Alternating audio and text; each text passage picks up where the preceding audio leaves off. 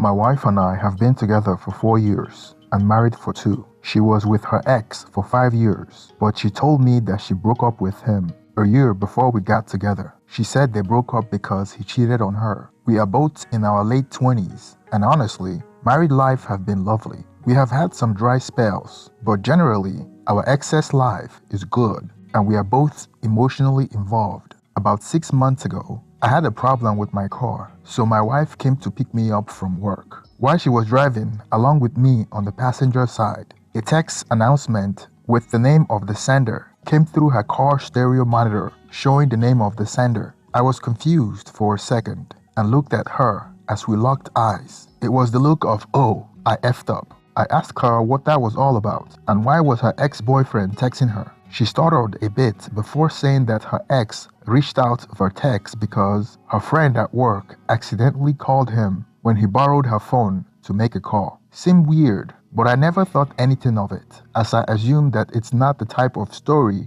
you would make up. She passed it off and said that they just exchanged a couple of messages to catch up, and every once in a while, he texts to check on her. For context, she told me that they are not friends and had had zero contact since they split it up, as he is still in love with her and couldn't be friends. Fast forward to about 4 weeks later. This time I was driving and she left the car to go to a shop and left her phone in the car. I am far from the jealous type, but it was facing me and I see his name pop up on the notification. Alarm bells started going off, but I trusted her 100%. So I just brushed it off and never said anything to her. At this point in our relationship, we have been trying to start a family for years, but she hasn't gotten pregnant yet. We didn't go to a medical professional to investigate why, because we weren't pushing for it. It was just one of those things that, if it happens, it happens. Moreover, her mom and female relatives take a while to have kids, so I thought it might just be her genetics. Then 2 weeks went by, and I was monitoring her behavior.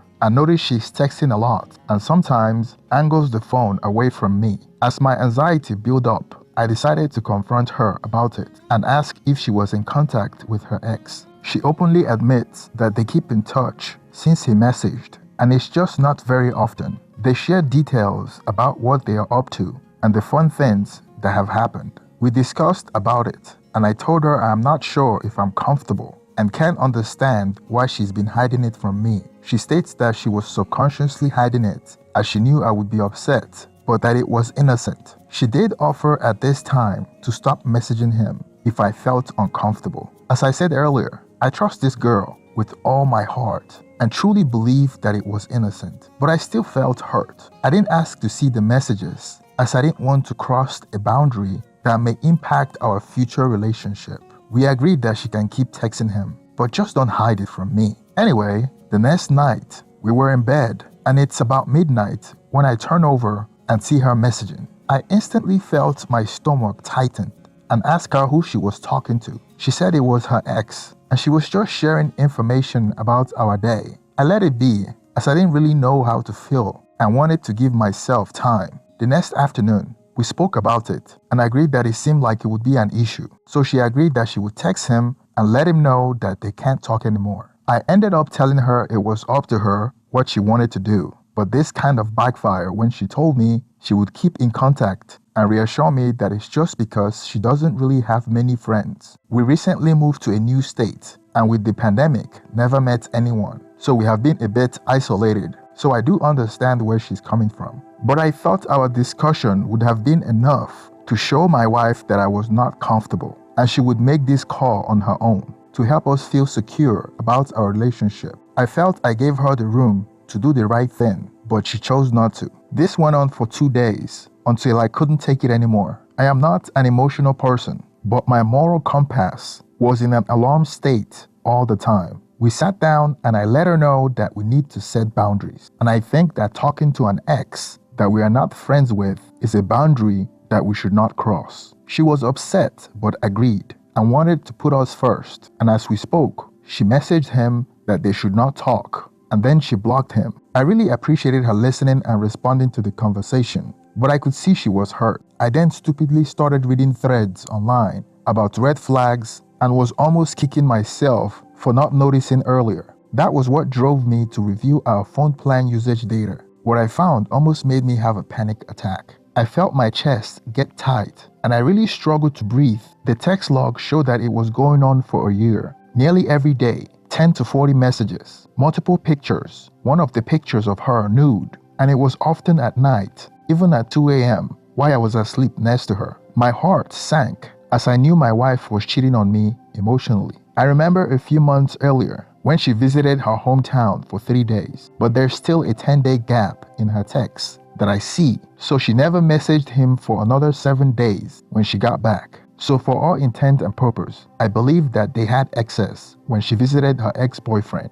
Based on the data, I wrote down some questions. When did it start? How often were you messaging him? Did you ever meet him when you went back to visit your family? He stays in the same city where her parents live. I called her through and asked her to sit down. She seemed scared as she could see I was visibly upset. I told her that I would ask a series of questions and I want you to be brutally honest with me. She was slightly confused but agreed. I then asked the first question. She said she did not remember how long it had been, but she thought it was months. To the second question, she said maybe every couple of days, now and then. And for the third, she completely denied that they had met in person. I knew she was lying about the first two, so when I brought up the timeline and evidence that showed the duration and the volume of text, she said that she couldn't remember how long and that it didn't seem like they were texting all the time. When I asked her about the nude picture they exchanged, she said that it was a one-time thing as he was pressuring her to do so and said they never got physical. At this time, we were both deeply emotional, and to be honest, I was nearly breaking down as she was crying continuously.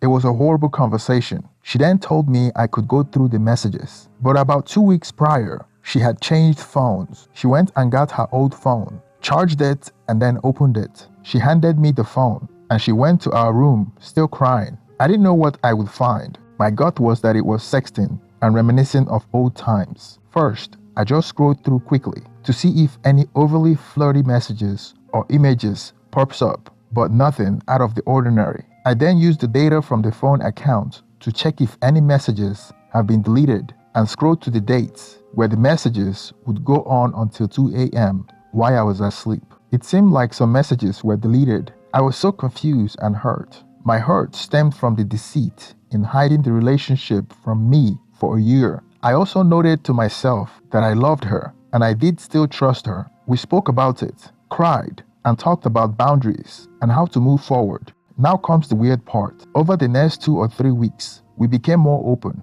emotionally aware, and physically available for each other than we ever have been. It's like a light switched off and we realized that we were so happy to be with each other and thankful for what we had. We have an amazing life, good finances, hobbies, interests that woke us up to really appreciate what we have. But I still get upset and bring it up with her every so often. I ask her questions about the deleted texts and she would just deny that she never deleted any text messages. It's like my brain is trying to search for red flags as I can't believe I never noticed it for a year. She took responsibility and assured me that she would never do anything like that again. She apologized, saying that she realized how it looked and knows it crossed the line. I wanted to believe her and trust her again, but I know myself enough that my mind would never settle until the deleted messages were restored. I went online to find out how I could restore deleted iPhone messages that were deleted more than 40 days ago,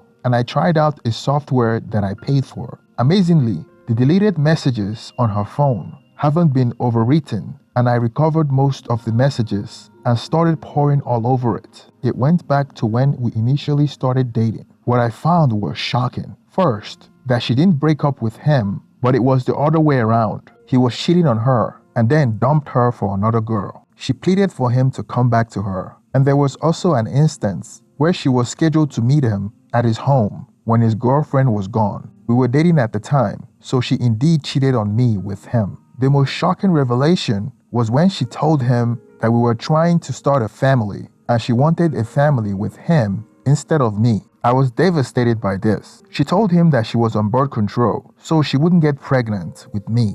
After reading the text message, I went to our bathroom medicine cabinet to look for the birth control pill, but I couldn't find any. I turned the apartment upside down looking for the birth control pill, but couldn't find it. So when she came home, I tricked her when I confronted her by telling her that I found her birth control pill. And I asked her why she was taking a birth control pill, why we were actively trying to create a family. The look on her face told me everything I needed to know. She started crying, saying that she didn't want to have a baby and was afraid to tell me since she knew I wanted a family. Mind you, she didn't know that I had recovered the text messages. That was too much to bear. I couldn't stand the lies, the deceit, and sleeping on the same bed with her anymore. I said to her that we're going to be getting a divorce. She was shocked. She told me that we can get through this and she would stop taking the birth control pill. I told her that I love her, but I can't be with her anymore. She reminded me how she traveled away from family and friends to be with me, which should tell me how much she loved me.